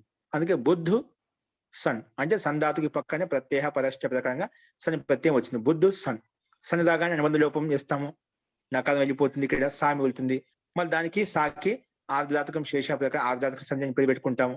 పేరు పెట్టిన తర్వాత వెంటనే ఏమవుతుంది? పుగంత లఘు. ఇక్కడ కూడా పుగంత లఘు పైన వచ్చిన విధంగానే పుగంత లఘు పదశ వచ్చేసి ఇక్కడ లఘు ఉపదా కూడా ఉంది, లఘు అక్షరం కూడా ఉంది. బుద్ధిలో ఉపదా ఏంటి? ఉకారం. బుద్ధిలో ఉండే ఉకారం. ఆ ఉకారం లఘు అక్షరంలో ఉంది కాబట్టి లఘు ఉపదా కూడా ఉంది. కాబట్టి పుగంత లఘు పదశ వచ్చేసి ఇక్కడ ఆర్ధాతక ప్రత్యయం పక్కన ఉంటే లఘు ఉపదాకి నేను గుణం చేస్తాను. ఆర్ధాతక ప్రత్యయం పక్కన ఉంటే లఘు ఉపదాకి నేను గుణం చేస్తాను అని చెప్పింది. కాబట్టి గుణం ప్రాప్తమైంది. గుణం ప్రాప్తమవుతుంటే మన ప్రకృతి సూత్రం వస్తుంది. వచ్చేముంటుంది? హలంతాచ. ఇది ఇక్కి సమీపంగా ఉండేటువంటి హలువర్ణం. బొద్దులో ఉండే ఉకారం ఇక్కు ప్రత్యాహారంలో ఉంది. అటువంటి ఇక్కు ప్రత్యాహారంలో ఉన్నటువంటి వర్ణానికి దగ్గరగా ఏదైతే హలు వర్ణం ఉందో ఆ హలు వర్ణానికి పక్కన జలాది సన్ ఉంది కదా, అది కిత్వత్ అవుతుంది. ఇక్కు వర్ణానికి సమీపంగా ఏదైతే హలు వర్ణం ఉందో, ఏముంది హలు వర్ణం? ద. బుద్ధు కదా, ధ. హలంత వర్ణం ఉంది, అది హలు వర్ణమే కదా, వ్యంజనమే కదా. కాబట్టి అటువంటి వ్యంజన వర్ణానికి పక్కన సన్ ప్రత్యయం ఉంటే అది కిత్వత్ అవుతుంది అని చెప్పింది. ఇక్కే సమీపోయో హల్. ఇక్కు వర్ణానికి సమీపంగా దగ్గరగా ఉన్నటువంటి ఏదైతే హలు వర్ణం ఉందో అటువంటి హలు వర్ణానికి పక్కన సన్ ఉంటే అది కిత్వత్ అవుతుంది. కాబట్టి కిత్వత్ అయింది అనమాట. కిత్వత్ చేశాం కాబట్టి కింగ్ ఇదిచా వచ్చేసి నువ్వు అటువంటి కిత్ ప్రత్యయాన్ని నిమిత్తం చేసుకొని ముందు ఉపదాకి లఘు ఉపదా గుణం చేస్తా అంటే గుణం కాదు అని చెప్పింది. కింగిరిచ వచ్చి నిషేధించి. ఇది ముఖ్య సూత్రం యొక్క ప్రయోజనం. అంటే హలంతాచ వచ్చేసి కిత్వ చేయడం వలన కింగిరిచ అనే సూత్రం ప్రకారం కింగిరిచ అనే సూత్రం వచ్చేసి పుగంత లఘుపదశ అనే సూత్రాన్ని గుణం చేయకుండా నిషేధించింది. అందుకే గుణం కాలేదు. గుణం కాకపోతే సామాన్యంగా ఏది ప్రాప్తం అది ప్రాప్తం అవుతుంది. ఏం ప్రాప్తం ఉంది? సంయంగం వచ్చేసి దిత్వం చేసుకున్నామట. ఇక్కడ కూడా సేమ్. అక్కడ బిద్దు సన్ అని చెప్పాము. ఇక్కడ దిత్వం వ్యవస్థ సంయంగం వచ్చేసి బుద్ధు సన్ అదే విధంగా దిత్వం అవుతుంది. దిత్వం రాగానే పూర్వాభ్యాస అనే అభ్యాసాన్ని పెట్టుకుంటాము. అభ్యాసం పెట్టుగానే అలాది శేష వచ్చేసి ఒక ఆది హల్లువర్ణం మాత్రమే మిగులుతుందని చెప్పింది. అంటే బుద్ధిలో ఉండే దకారం వెళ్ళిపోతుంది. బుద్ధు సన్ బుద్ధు సన్. ఓకేనా? బుద్ధు సన్. ఇక్కడ బుద్ధులో ఉండే ధాతు బుద్ధు సన్. భూ కదా మహాప్రాణం. స్వాది బుద్ధు సన్. ఇక్కడ మహాప్రాణం బుద్ధు సన్ అని పెట్టామాట. స్వాది మహాప్రాణం అల్ప ప్రాణం అండి. ఏంటి అల్ప ప్రాణం? బుధ వర్గమే ధాతు కదా. బుద్ధు సన్. బుద్ధు సన్. కాబట్టి అభ్యాసంలో ఆల్రెడీ అల్ప ప్రాణమే ఉందన్నమాట. ఇక హలాది శేష వచ్చేసి దకారం తీసేసింది. హలాది శేష వచ్చేసింది దకారం తీసివేసింది. తర్వాత బుద్ధు సన్.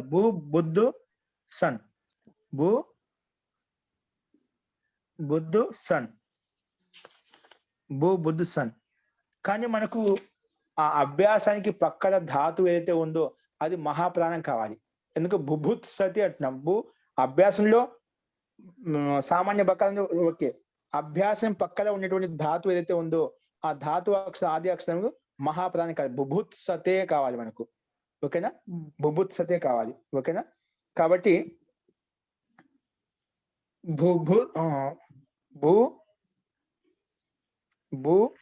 బుద్ధు సన్ ఉంది. ఇప్పుడు బుద్ధు సన్. ఇప్పుడు ఈ సందర్భంలో ఏమొస్తుంది?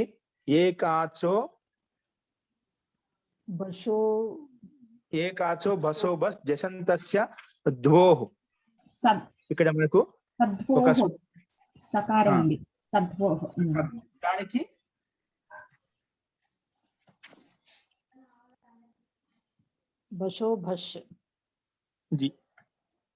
ఆ సూత్రం ప్రకారంగా ఏమవుతుందంటే ఆ అభ్యాసానికి పక్కలో ఉండేటువంటి బకారం ఏమవుతుందంటే అది మహాప్రాణంగా మారిపోతుంది అన్నమాట. ఏంటి? మహాప్రాణంగా మారిపోతుంది.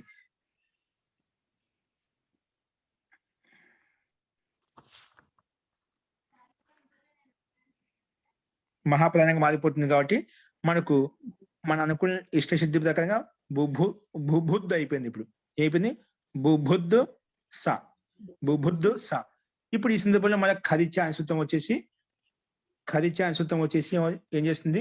దానికి ధాకి బుద్ధు ధాతు కదా. ఆ ధకానికి మళ్ళీ తకారం చేస్తుంది. ఖరి వర్ణం పక్కన ఉంటే సన్నది ఖరి ప్రత్యాహారం వస్తుంది కదా. ఖరి వర్ణం పక్కన ఉంటే దానికి ఏమవుతుంది? ముందున్న ధకానికి తకారం వస్తుంది. ఇక్కడ చూడండి పైన స్లైడ్ మీద కనిపిస్తుంది. బుద్ధు సన్ బుద్ధు స ఏకాచో భసో బస్ జసంతస్య ద్వోహు అనే సూత్రం వచ్చేసి అభ్యాసానికి పక్కన ఏదైతే సామాన్య బకారం ఉందో ఆ సామాన్య బకారానికి ఒత్తు బకారం అయిపోతుంది. ఓన్లీ బకారానికి సామాన్య బకారానికి మాత్రమే మహాప్రాణం బకారం చేస్తున్నమాట. దాంట్లో ఎలా ఉందో అలాగే ఉంటుంది. ధా ఎలా ఉందో అలాగే ఉంటుంది. అందుకే బుద్ధు స. బుద్ధు స వచ్చింది. మళ్ళీ ఖరిచ వచ్చేసి ఆ తకారం చేసేస్తుంది. అప్పుడు భుత్తు స. ఓకేనా?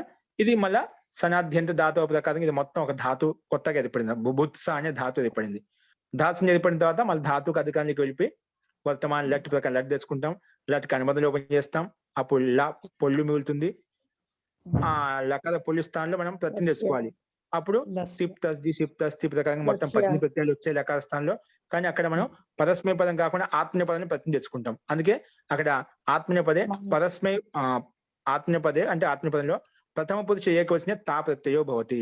ప్రథమ పురుషం ఏకవచనం తా ప్రత్యయం తెచ్చుకుంటాం. ఆత్మీయ పదే ప్రథమ పురుష ఏకవచనే ఆత్మీయ తా ప్రత్యయం తెచ్చుకుంటాం. తా ఆతాం ఝ థా ఆథాం ధ్వం ఇటు వహి మహిం ఇవి ఆత్మీయ పద ప్రత్యయాలు. అందులో ప్రథమ పురుషం ఏకవచనంలో తా ప్రత్యయం తెచ్చుకున్నమాట. అందుకే అప్పుడు ఏమవుతుంది, బుభుత్స లకార స్థానంలో తా వచ్చింది, ఇల్లు స్థానంలో తా వచ్చింది. ఆ తా అనేది సార్వధాతుకమా ఆర్ధాతుకమా? తా వచ్చింది కదా, సార్వధాతుకం ఆర్ధాతుకం అది ఆచార్య సార్వధాతుకమే. ఎందుకు? తింగుల్లో ఉంది కదా. తింగు అంటే మొత్తం సార్వధాత్వం 9 పరస్మయ పదాలు, 9 ఆత్మీయ పదాలు, మొత్తం కలిపి 18 ప్రత్యేక సార్వధాతుకం పేరు. సరే, సార్వధాతుకం పేరు పెట్టే కానీ ఏం లాభం వచ్చింది? వెంటనే మళ్ళీ కర్తరి షప్ వచ్చేసి షప్ వచ్చి షప్ మధ్యలోకి వచ్చిందంట. అప్పుడు బుభుత్స షప్పు తా, బుభుత్స షప్పు తా. తర్వాత ఏమైపోయింది? షప్ కనుమతి లోపం చేస్తాము. సో షప్ కనుమతి లోపం ఆ మిగులుతుంది. బుభుత్స ఆ తా, బుభుత్స ఆ తా. తర్వాత ఏమైపోయిందంటే ఇక్కడ మళ్ళీ అతో గుణం వచ్చేసి సాలో ఉండే ఆకారాన్ని, సన్ ప్రత్యయంలో ఉండే ఆకారాన్ని పరూపం చేసింది. అంటే షప్లో ఉండే ఆద కలిపేసింది. కలిపేస్తే ఏమవుతుంది? బుభుత్సత, బుభుత్సత ఉంది. కానీ మన లక్ష్యం ఏంటి? బుభుత్సతే, బుభుత్సతే కదా. లాస్ట్ లో ఆత్మీయ పదంలో ప్రథమ సేవ తా ప్రత్యయం ఉందన్నమాట. ఆ తా ప్రత్యయానికి ఒక సూత్రం వస్తుంది, టిత్ ఆత్మనే పదానాం టేరే. ఏమిటి? టిత్ ఆత్మనే పదానాం టేరే. ఇది ఆత్మీయ పదం కదా తా అనేది. ఆత్మీయ పదం తా ప్రత్యయం. లాస్ట్ బుభుత్సత అనేది తా ప్రత్యయం ఉంది, అది ఆత్మీయ పద ప్రత్యయం అన్నమాట. ఓకేనా? అందుకే ఆత్మనే పదానాం టేరే, ఆత్మీయ పదం ఏదైతే ప్రత్యయం ఉందో అందులో టీ భాగానికి ఏకారం వస్తుంది అని చెప్పింది. ఏమొస్తుందండి? టీ భాగానికి ఏకారం వస్తుంది. టీ భాగానికి ఆత్మీయ పదంలోని ప్రత్యయానికి ఏకారం వస్తుందంటే బాగుంది. అంటే ఆత్మీయ పదం తా కాబట్టి దానికి ఏకారం వస్తుందని చెప్పండి, దాని స్థానంలో ఏకారం వస్తుందని చెప్తే బాగానే ఉంటుంది. కానీ టీ భాగానికి ఏకారం వస్తున్నాను, ఆత్మనే పదానం టేరే, టీ భాగానికి ఏకారం వస్తుంది. టీ అంటే ఏమిటి? ముందు ఆత్మీయ పదం అంటే తెలుసు, తా ప్రత్యయం ఆత్మీయ పదం ప్రత్యయం అంటామని. కానీ టీ అంటే ఏమిటి? అనే సూత్రం చెప్తుంది. టీ అంటే ఏం లేదండి, అచ్చుల్లో ఏదైతే అంతిమ అచ్చు ఉందో, అచ్చుల్లో ఏదైతే అంతిమ అచ్చు ఉందో దానికి టీ అని పేరు. టీ అని ఒక నామకరణం, ఒక పేరు అంతే. మనకి లోకంలో చింటూ పింటూ అని పేరు పెట్టుకుంటాం కదా, అలాగే శాస్త్రాన్ని అర్థం చేసుకోవడం కోసము ఇది ఒక నామకరణం, టీ అని ఒక పేరు. అందుకే అచ్చులు ఏదైతే అంతిమ అచ్చు ఉందో దానికి టీ సంధ్య అని, అచోంత్యాది టీ, అచ్చులు ఏదైతే అంతిమ అచ్చు ఉందో దానికి టీ సంధ్య అని పేరు పెట్టుకున్నాము, టీ అని పేరు. కాబట్టి ఇక్కడ తా అనే ప్రత్యయం చూసుకోవాలి. తా అనే ప్రత్యయం మొత్తం వద్దు, ఇప్పుడు ప్రత్యయం చూసుకుందాం. తా అనే ప్రత్యయంలో అంతిమ అక్షరం ఏంటి? తా. మొత్తం అది చూసుకోవద్దు. తా ప్రత్యయం ఏ దానికైతే అంతిమంలో ఉందని చెప్పడం లేదు, తా ప్రత్యయం మాత్రం తీసుకుంటాను. తా ప్రత్యయానికి అంతిమంలో ఉంది ఆ ఉంది, ఆ ఆకారానికి టీ అని పేరు. ఓకేనా? ఆ ఆకారానికి టీ అని పేరు. అటువంటి టీ భాగానికి అంటే లాస్ట్ అంతిమ ఆకారానికి ఏకారం అవుతుంది. అంటే తాలో ఉండే ఆకారం తీసేసి దాంట్లో ఏకారం పెట్టేస్తాం. అప్పుడు బుభుత్సతే అనే రూపం మనకు సిద్ధిస్తుంది. ఓకేనా? ఈ రకంగా బుభుత్సతే రూపాన్ని కూడా మనం తయారు చేసుకోవాలి. ఓకేనా? సో కేవలం ఆత్మీయ పదంలో తకారానికి ఏకారం చేస్తే బుభుత్సతే అనే రూపం మనకు సిద్ధిస్తుంది. ఈ రకంగా మనం అర్థం చేసుకోవాలి. ఓకేనా? సో ఈ సిద్ధి అర్థమైనందుకు ఇందులో ఏదైనా సందేహం చెప్పండి. ఆచార్య, ఏకాచో పశోభష్యంతస్య స్తోః అనే సూత్రం ఒకసారి చెప్పరా ఆచార్య? ఏకాచో, అది ఏకాచ ధాతువే ఉండాలి. ఇప్పుడు బుద్ధ ధాతులు ఎన్ని అచ్చులు ఉన్నాయండి? ఒకే అచ్చు ఉంది ఆచార్య, ఉకారం ఒకటే. ఏకాచో బసో భస్ జసంతస్య. ఈ ఏకాదశి జసంత ఉందా లేదా? జస్ అంతిమలో ఉందా? ఉంది ఆచార్య. ఎక్కడ? ధకారం ఉంది కదా ఆచార్య. ధాతులు చూసుకోవాలి. ధాతువులు అదే ఆచార్య, బుద్ధిలో ధకారం ఉంది కదా. భూ బుత్తు స, భూ బుత్ స. ఇక్కడ ధకారం ఉంది. ఓకేనా? ఇది ఏంది? జసంతంలో ఉందా లేదా? ధకారం ఉన్నా ఒక కలిసి చేసుకోకపోయినా పర్వాలేదు, చేసుకునే తకారం కూడా మనకు జసంతంలో వస్తుంది, ధకారం జసంతంలో వస్తుంది. రెండు జస్ లో ఉన్నామట. కాబట్టి జసంతం ఉన్నామట అంటే తకారం జస్ ప్రత్యయంలో వస్తుంది. తకారం తీసుకుని జకారం తీసుకుని రెండు ఒకటే. తకారం ఉన్నా ధకారం రెండు ఒకటే, రెండు జస్ లో వస్తాయి, ఇబ్బంది లేదు. సో జసంతం ఉంది. అటువంటి జసంతం ఉన్నప్పుడు ఏకాచ ధాతునకు అంతిమ జసంతం ఉంటే అప్పుడు బస్ స్థానంలో బస్ వస్తుంది. బస స్థానం బస్ ఆదేశ భవతి. బస్ అంటే ఇక్కడ ఏముంది? అల్ప ప్రాణం ఉంది. అల్ప ప్రాణం బస్ స్థానంలో బస్ ప్రత్యానం. ఎక్కడ వస్తుంది బస్ ప్రత్యానం? జబ గడ దశ్. జబ జాది చేసి బా గా ఈ 4 వర్ణాలు. ఈ 4 వర్ణాల స్థానంలో ఏమొస్తుందంట? బస్ వస్తుంది. భస్ ప్రత్యయం వస్తుంది. భస్ ప్రత్యయం స్టార్ట్ ఉంది. భస్ ప్రత్యయం స్టార్ట్ ఉంది. జబగడస్ జభై జబగడస్ జబై గడదస్ జబగడస్ ఝస్ ప్రత్యయం తీసుకోవాలి. బస్ స్థానంలో బస్ వస్తుంది అన్నమాట. బస్ ఎక్కడ స్టార్ట్ ఉంది.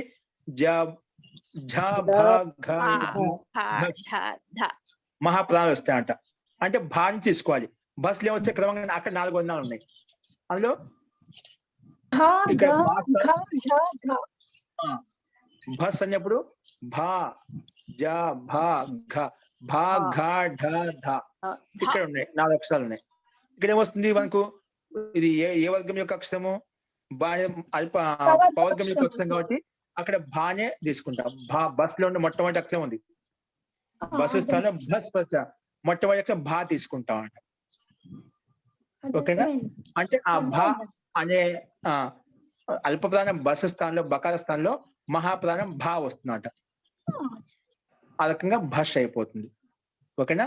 ఏకాచ్ ధాతు ఉండాలి. ఒకే బుద్ధు ధాతులు ఒకే అచ్చు ఉంది. ఆ ధాతునికి అంతంలో జస్ అంతా ఉండాలి, జస్ వర్ణం ఉండాలి. అప్పుడు బస్సు ప్రత్యాహార స్థానంలో అంటే బాగాడ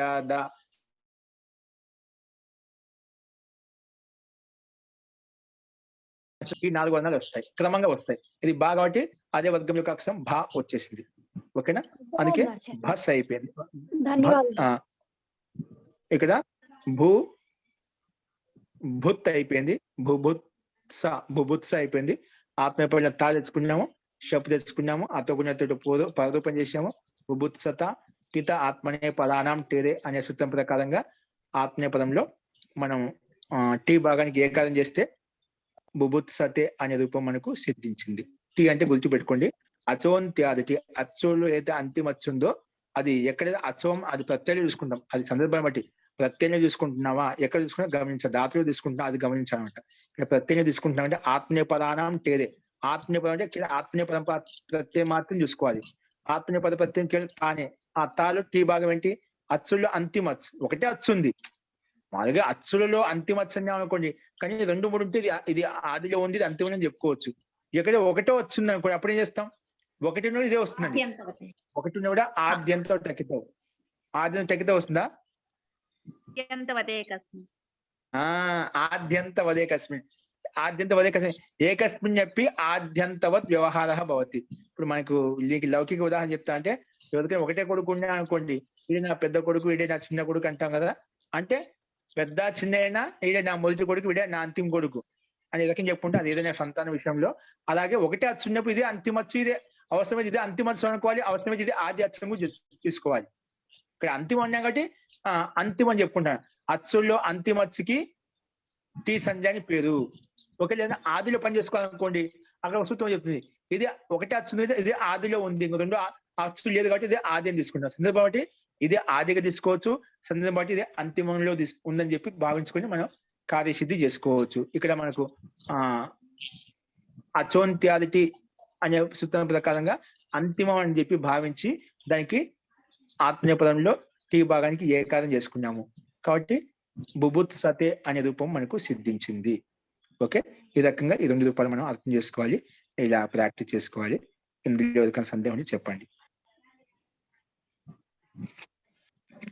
అర్థమైందండి? క్లారిటీ వచ్చేసిందా? కాబట్టి రూపసిద్ధి మనకు ఆల్రెడీ ఉంది ఇక్కడ, బుభుత్సతే. దాన్ని ఆదరణ చేసుకొని బిభిత్సతి పదం పదం లేదు, బుభుత్సతే ఆత్మీయ పదంలో ఉంది. ఆత్మీయ పదంలో రూపం కూడా ఇదే విధంగా అర్థం చేసుకోవాలి. కాబట్టి ఆ రకంగా మీరు రాయండి, రాసి ప్రాక్టీస్ చేసుకోండి, అప్పుడు మీకు అర్థమవుతుంది అన్నమాట. ఓకే అండి, ఈ రకంగా హలంతాచ అనే సూత్రం కూడా మనం చెప్పుకున్నాము. హలంతాచలో ఉన్నటువంటి బిభిత్సతి బుభుత్సతి అనే 2 రూపసిద్ధులు చూసాము. కాబట్టి ఈ రకంగా రూపసిద్ధిని మనం సూత్రార్థాన్ని ఎక్కడ ఏ విధంగా వినియోగించబడింది ఈ రూపసిద్ధుల్లో అది గమనించాలి, అది చూసాము. వీటి యొక్క హలంతాచ హలు వర్ణానికి ఈకు వర్ణానికి దగ్గరలో ఉన్నటువంటి హలు వర్ణం ఏదైతే ఉందో అటువంటి హలు వర్ణానికి పక్కలో ఉండే కిత్వత్ చేశాం. కిత్వత్ చేయడం వల్ల మన కింగిదిచ్చ అనే సూత్రం ప్రకారంగా పుగంత లఘు పదశ అనే సూత్రం గుణం చేస్తాను అంటుంటే దాన్ని నిషేధించింది. అది ఈ ముఖ్య ప్రయోజనం. తర్వాత రూపసిద్ధి కోసం ఏవైతే సూత్రాలు ప్రాప్తమయ్యాయో ఆ సూత్రాలను ఉపయోగించి మనం రూపసిద్ధి తయారు చేసాం. ఓకే, ఈ రకంగా హలంతాక్ష అనే రూపసిద్ధి కూడా రూపాలు కూడా మనం చూసామండి. హలంతాక్ష అనే సూత్రంలో ఉన్నటువంటి రూపసిద్ధులు కూడా చూసాము. ఇది కంప్లీట్ అయిపోయింది. నెక్స్ట్ సూత్రం మనం తర్వాత చూద్దామండి. అస్తు. ఓకే, గురుగారు అసౌ అంటే ఏంటండి అర్థము? ఇది సర్వనామ శబ్దం అండి. అధ శబ్దానికి పుల్లింగం ఏకవచనంలో అసౌ వస్తుంది అన్నమాట. ఇప్పుడు తత్ శబ్దానికి సర్వనామ శబ్దానికి పుల్లింగంలో సహ తౌతే అంటాం. అవును. సహ తౌతే. అది ఏతద్ శబ్దానికి పుల్లింగం ఏషః ఏతౌ ఏతే అంటాం. అలాగే అధ శబ్దానికి ప్రథమ పురుషం ఏకవచనంలో ప్రథమ విభక్తి ఏకవచనంలో అసౌ అము అమీ. ప్రథమ విభక్తి యొక్క ఏకవచనం అసౌ.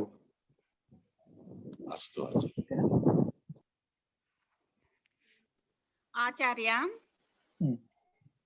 बुभुत्सते ఈ సిద్ధిలో धातु से पूर्ववत ही सन के परे रहते इट निषेध इट ఆదేశం వస్తుందండి. అది కూడా ఒక ఇప్పుడు మీరు ఎప్పుడైనా అడగచ్చు, ఆర్ధాతుకు పేరు పెట్టగానే ఆర్ధాతు కస్టడీ అక్కడ ముందు తెచ్చి ఇక్కడ ఇట్టి తెచ్చుకోవచ్చు కదండి. మీరు అప్పుడు ఆ ప్రశ్న ఉత్తమ ప్రశ్న. సో దానికి ఇది ధాతు పాఠంలో మహర్షి పాణిని అనిట్ ధాతు అని చెప్పారు. అనిట్ ధాతు అని చెప్పాం కాబట్టి ఏకాచ ఉపదేశను దాత్తాత్ అనే సూత్రం వచ్చి ఇటిని నిషేధించింది. అది గుర్తుపెట్టుకోవాలి. ఆర్ధాతుకు పేరు పెట్టగానే వెంటనే ఆర్ధాతు కస్యేడు వలాదే అనే సూత్రం సిద్ధంగా ఉంటుంది ఇటు చేయడానికి. అది సూత్రం వచ్చి ఇటు చేయకపోతే ఇటు ఖచ్చితంగా చేయాలి. వద్దని చెప్పేందుకు అది వద్దని చెప్పడానికి ఏదైనా సూత్రం వచ్చేసి ఖచ్చితంగా సూత్రం ఇటు చేయాల్సిందే అన్నమాట. ఇక్కడ ఇటు ప్రాప్తం అవుతుంది. ఇటు ప్రాప్తం అవుతుంది ఆర్ధాతుమే కదా. కానీ మహర్షి పాణిని ధాతు పాఠంలో అనిల్ ధాతు అని చెప్పారు కాబట్టి అనిల్ ధాతులో అన్నిటికీ ఈ సూత్రం వచ్చి నిషేధిస్తుంది. ఏకాచి ఉపదేశను దాత్తా అని చెప్పి ఇటు ప్రాప్తం అవుతుంది నిషేధించింది. ఓకేనా? ఓకే అండి, ఉత్తమం.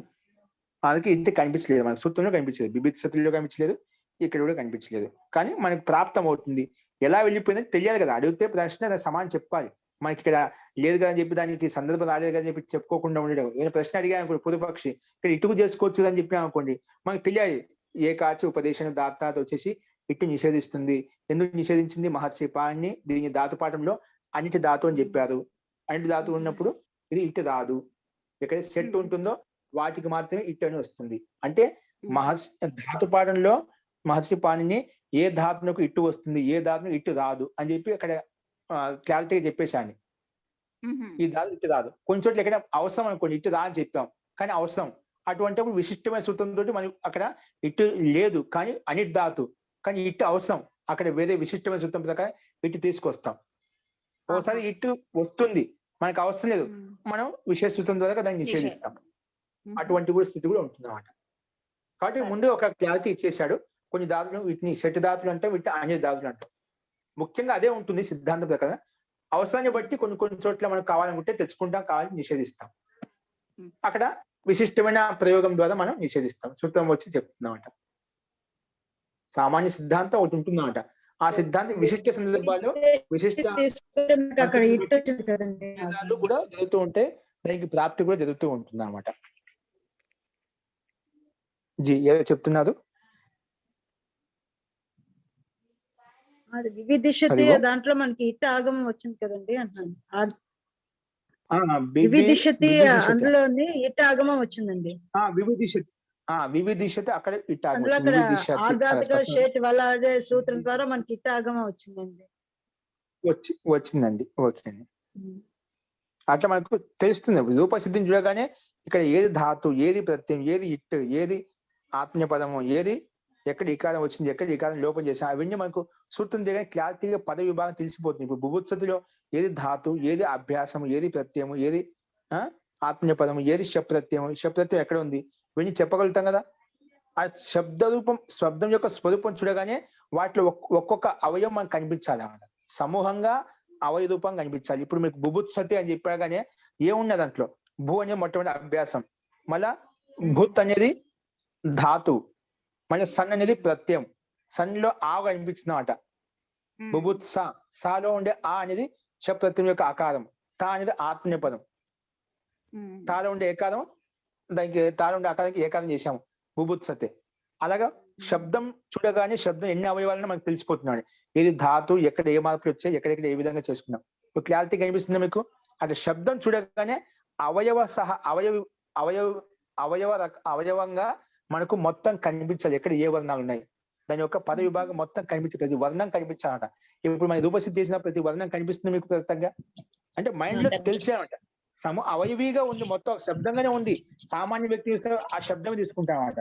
కానీ ఒక వైయాకరణ ఏం చేస్తా అంటే దాన్ని మొత్తం పద విభాగంగా పద సహా చూస్తామన్నమాట, ఒక్కొక్క అక్షరం చూస్తామన్నమాట.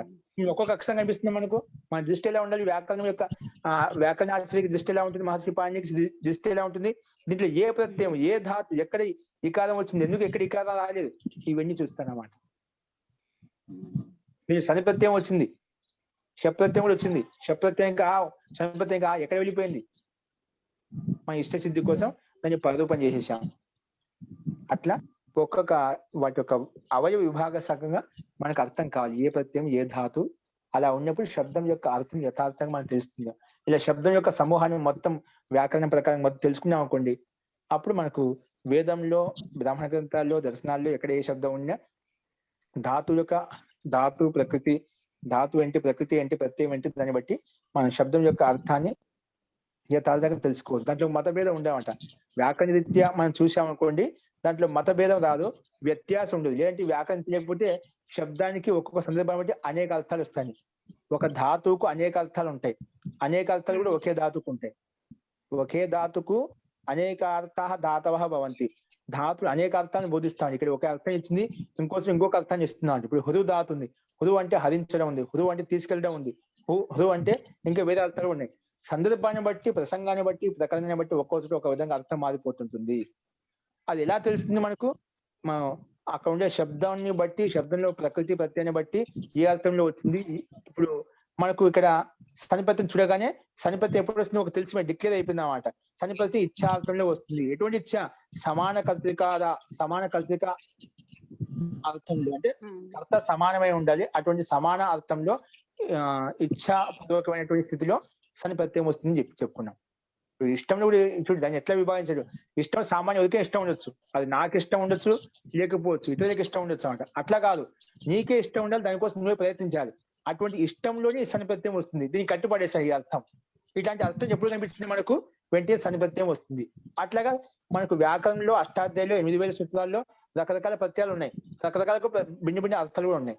ఆ అర్థాలు మొత్తం ప్రతి యొక్క అర్థాన్ని, ధాతు యొక్క అర్థాన్ని తెలుసుకున్నామంటే మనకు శబ్ద స్వరూపం యొక్క అర్థం అంతా కూడా మనకు తెలిసిపోతున్నాం. అంటే ఏ శబ్దానికి ఏ అర్థం తీసుకోవాలి, ఏ సందర్భంలో ఏం తీసుకోవాలి, ఏ సందర్భంలో ఎన్ని రకాల ప్రత్యయం తెలిసిందంటే అర్థంలో ఈ సందర్భంలో ఇదే అర్థం తీసుకొని క్లారిటీగా మనకు అర్థం అయిపోతున్నాం. అంటే ఇది కర్మలో ఉందా, కర్తలో ఉందా, భావంలో ఉందా, ఏ అర్థంలో ప్రత్యయం వచ్చింది. కాబట్టి అందుకే వ్యాకరణం చదివేందుకు ఎందుకోసం వేదానం అధ్యయనార్థం వ్యాకరణం అనేది ఎందుకంటే ఎందుకంటే వేదాల్లో ఒక శబ్దం యొక్క అర్థం అనేక రకాలుగా మారుతూ ఉంటుంది అన్నమాట. అది ఎప్పుడు ఏ రకంగా తీసుకోవాలనేది మనకు వ్యాకరణం ద్వారా తెలుస్తుంది. లేదంటే ఇదమిత్తం ప్రకారంగా సామాన్యంగా ఏదైతే విద్వాంసులు పండితులు ఏ రకంగా ఏదో అర్థం ఇచ్చిందో, ఎందుకంటే దృష్టికోణం ఒకరికి ఒక రకంగా ఉంటుందంట. ఒక వ్యక్తి శబ్దాన్ని ఒకే రకంగా చూస్తారు. ఇప్పుడు ఎందుకంటే వేద మంత్రంలో ఆధ్యాత్మికము, ఆది భౌతికము, ఆది దైవికం 3 రకాల అర్థాలు చేయొచ్చు. ఒకే మంత్రానికి అర్థము ఒక్కొక్క విద్వాంసుడు 3 రకాల అర్థాన్ని తీసుకొస్తాడు అన్నమాట. ఒకటి ఆది దైవికంగా, ఒకటి ఆధ్యాత్మికంగా, ఒకటి ఆది భౌతికంగా 3 రకాల అర్థాలు ఉంటాయి. ఇంకా వేరే విద్వాంసుడు ఇంకో రకం కూడా ఆలోచిస్తాడు. ఒకే మంత్రమే కాబట్టి ఒక్కొక్క బుద్ధి శక్తి ఒకరికి ఒక రకంగా ఉంటుంది, చూసే విధానం ఒక్కొక్కరికి ఒక రకంగా ఉంటుందంట. కవి ఒక విషయాన్ని చూసి, ఒక వస్తువుని చూసి, ఒక వనాన్ని చూసి, ఒక గ్రామాన్ని చూసి వాని యొక్క ఆలోచనలో భిన్న శబ్దకోశం ఏ విధంగా తయారవుతుందో అట్లా ఒక వైయాకరణి కూడా ఆ శబ్దం చూడగానే, ఆ పదం చూడగానే దీనికి ఎన్ని రకాల అర్థాలు చేయొచ్చు, ఎన్ని రకాల అర్థాన్ని తీసుకురావచ్చు. ఒకే అర్థం ఉంటుంది, ఒకే పదం ఉంటుంది, కానీ సందర్భాన్ని భిన్న అర్థాలుగా మారిపోతూ ఉంటుంది. అది మనకు వ్యాకరణం ద్వారా ఈ వివేకం, ఇటువంటి శక్తి సామర్థ్యం ఎన్ని రకాలుగా అర్థం తీసుకోవచ్చు మనకు వ్యాకరణం చెప్తుంది. కాబట్టి ఈ రకంగా అర్థం చేసుకోవడానికి ప్రయత్నం చేస్తూ ఉంటే వాటి మీద నిదానంగా నైపుణ్యం వచ్చేస్తుంది. కాబట్టి అర్థం చేసుకున్న తర్వాత స్థితి మనకు ఏంటి అర్థం అవుతుంది. కానీ ఇక్కడ ఏ శబ్దం అయితే వచ్చిందో ఆ శబ్దం ఎలా వచ్చిందో అదొకటి చాలు, అదొకటి పర్ఫెక్ట్ నేర్చుకొని చేయంగా మీకు ఇంకా దాని వల్ల నైపుణ్యం కూడా వస్తుంది. అస్తు. ఓకే అండి, ఇంకా సందేహాలు ఉన్నాయా? అస్తు అండి. అర్థమైంది ఆచార్య. ఇంకేమైనా ధన్యవాదాలు. సందేహాలు ఉంటే మళ్ళీ చూద్దామండి. మంత్రపాఠ.